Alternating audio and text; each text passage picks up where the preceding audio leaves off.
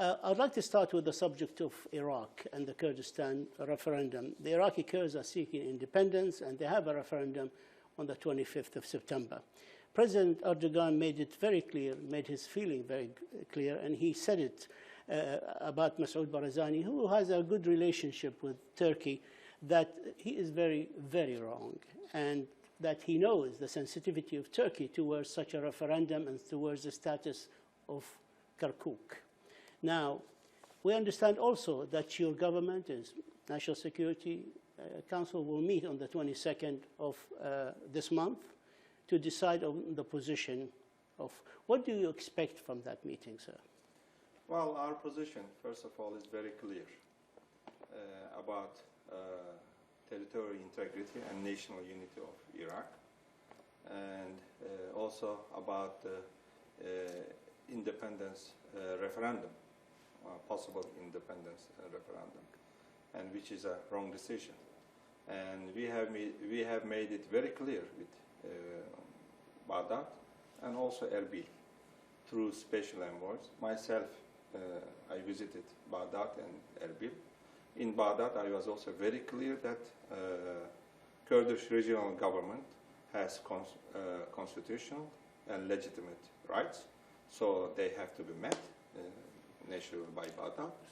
But I was also very clear in Erbil that such decision is wrong, and it will not bring stability to or peace to the region, and it will further destabilize Iraq and the region. Iraq has already a lot of problems. Iraq has been fighting Daesh. So is Kurdish regional government and Peshmerga, and we have been supporting them.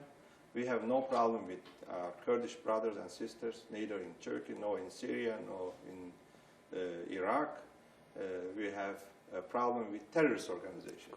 Therefore, we are hoping they will postpone this, they will cancel this decision. And we have been conveying this message directly to them. And by Friday, we are hoping them to postpone it or cancel it. Of course, by this coming Friday. This coming Friday. And on Friday, we have the National Council, Security Council meeting, as well as Ministerial Council meeting.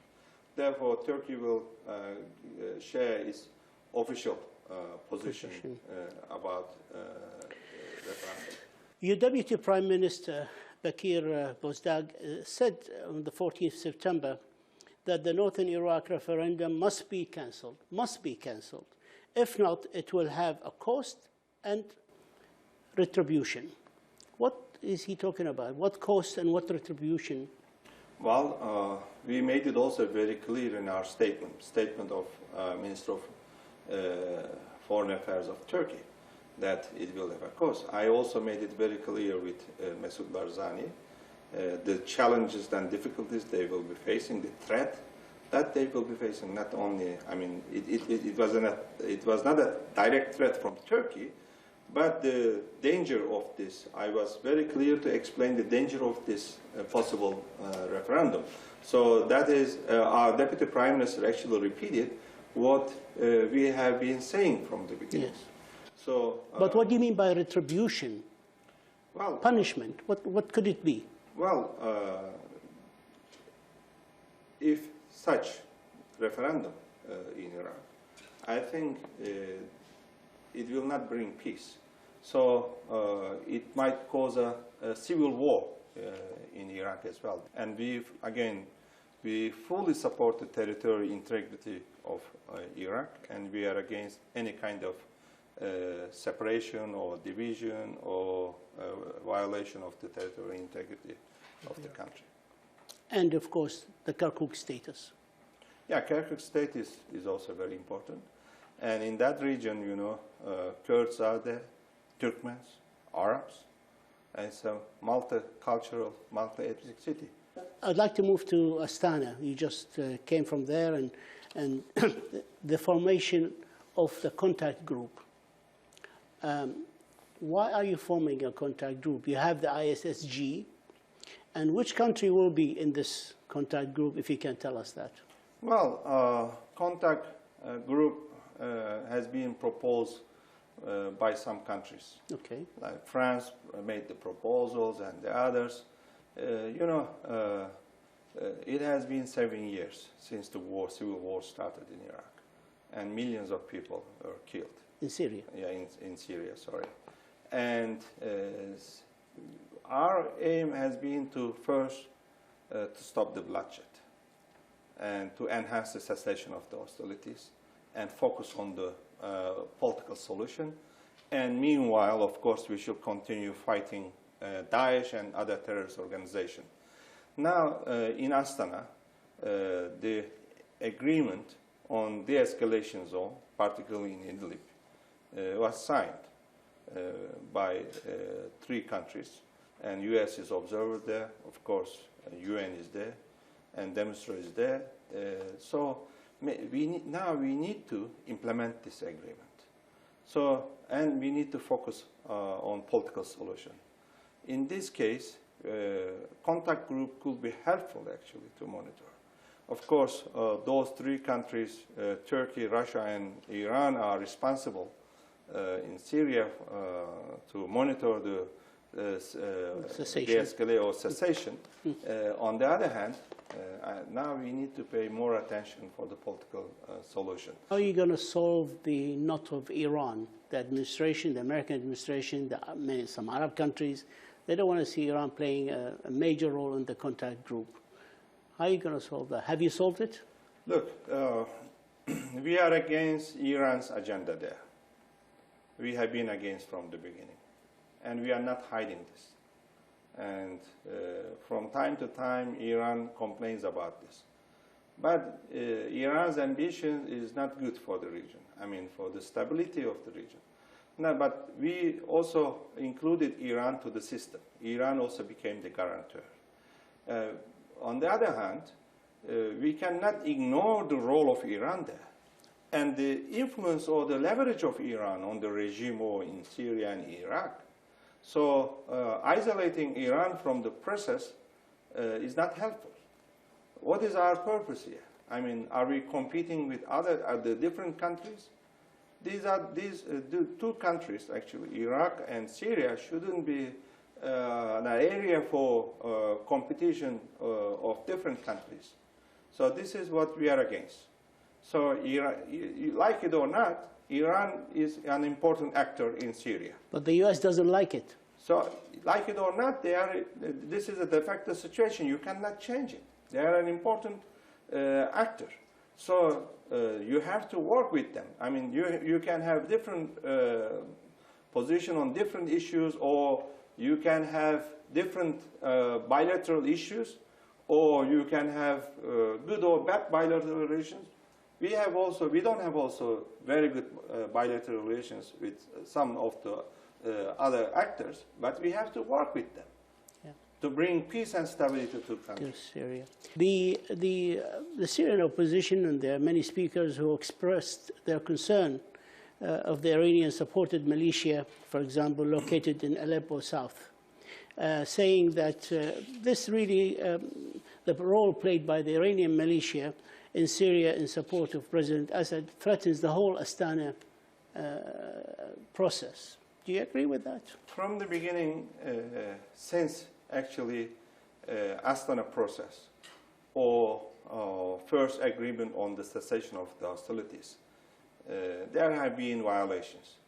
If you look at the violations, most of them are, almost 90% of them are by the regime and regime supporters and Iran, militias, and so on, and Hezbollah and the others. Therefore, they are playing not very positive role there.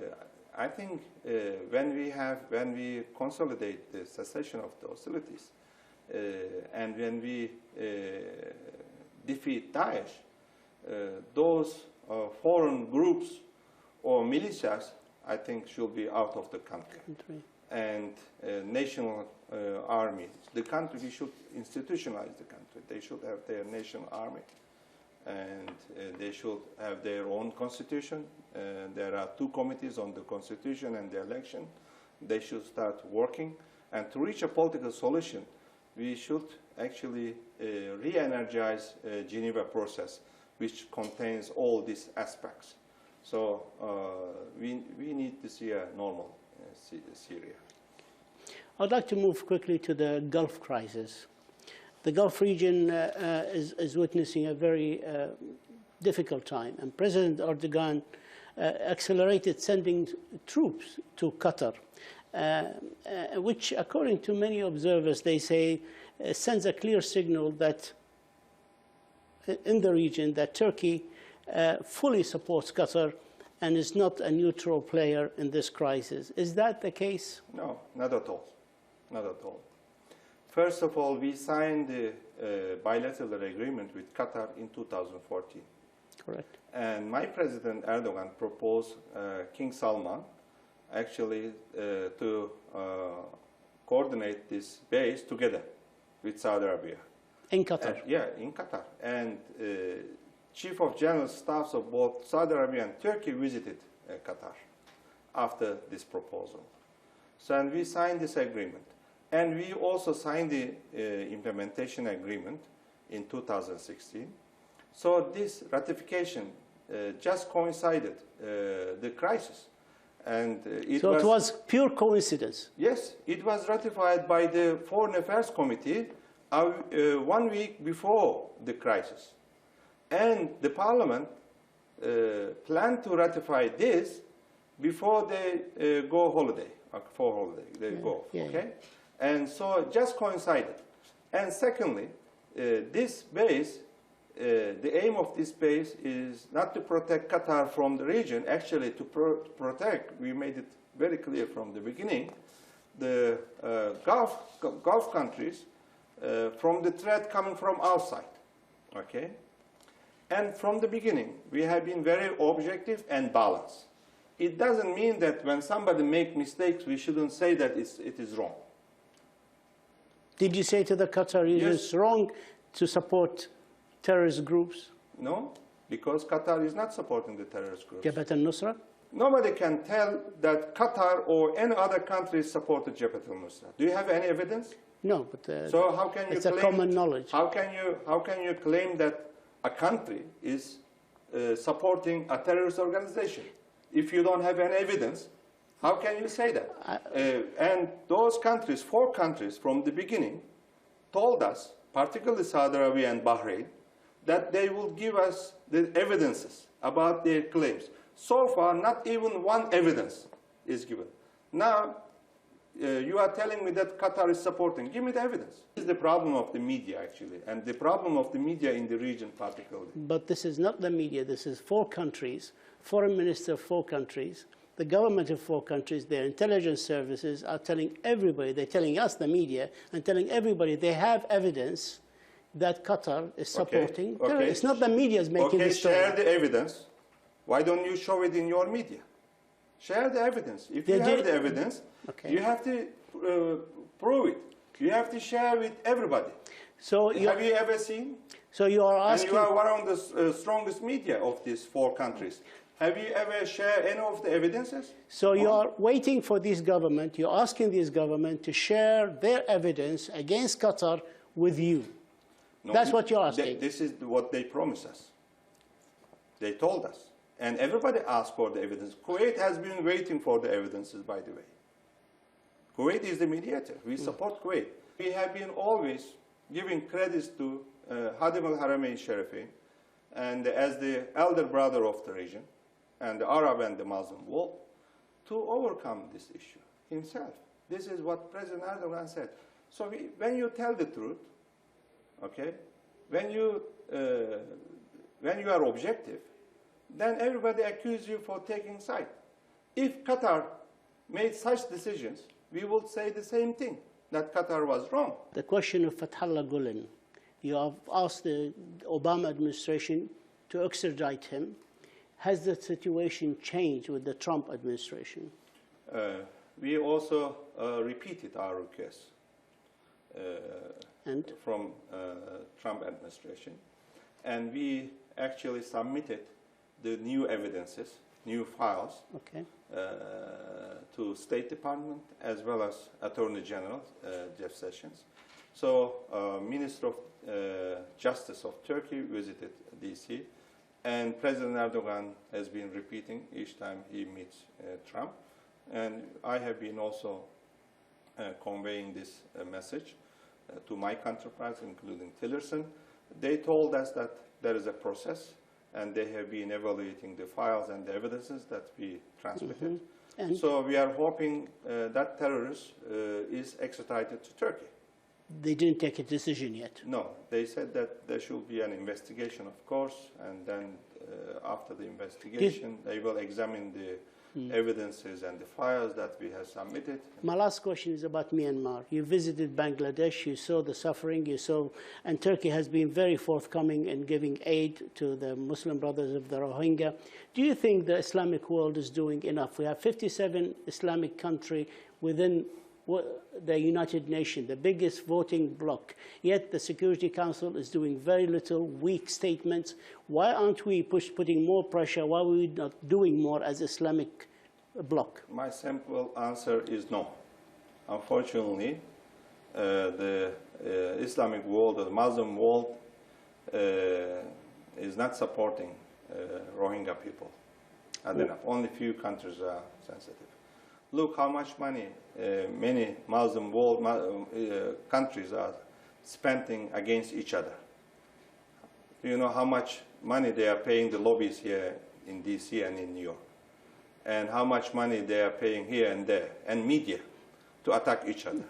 Okay? Now, I don't mean your and European and American media to attack each other. If they have spent only 10% of this money, and you can imagine what we could have done for these vulnerable people. And we visited Bangladesh. Bangladesh opened their borders for them, but they don't have any shelter there. Now we asked them to allocate their land plot, and they are doing, then we can build a shelter for those people. But already 600,000 Rohingya in Bangladesh, and they need food. They need medical treatment, medicine, and they have basic needs that we have to meet. How about the education? So UNHCR and IOM are active there, and few countries are delivering the humanitarian assistance, and Turkey has been there from the beginning, and we are doing our best. And on the other hand, we have been also reaching Rohingya people in Rakhine State. TICA is there. This is our agency, a development agency, and we have been delivering our humanitarian assistance. And we have been also building houses or shelters for those vulnerable people over there. And we have the access. We have the good dialogue with the authorities in Myanmar as well. But unfortunately, only few countries are sensitive. But during this week, we have the OSCE contact group meeting, and we enlarged this meeting format, and the ministers and the leaders from other countries are coming, Secretary General possibly, and former Secretary General, who is the chair of the Commission on Rohingyas, Kofi Annan, is also coming. And so it's an important event, and Boris Johnson is hosting a lunch on Rohingyas. I wish a colleague from a Muslim country hosts such event, but we don't see that. So we should be more sensitive and vigilant on this issue, and we need to support those vulnerable Muslim brothers and sisters. Mevlut Cavusoglu, Foreign Minister of Turkey, we thank you, sir. Thank you, sir. Thank you very much. Thank you, sir. All the best.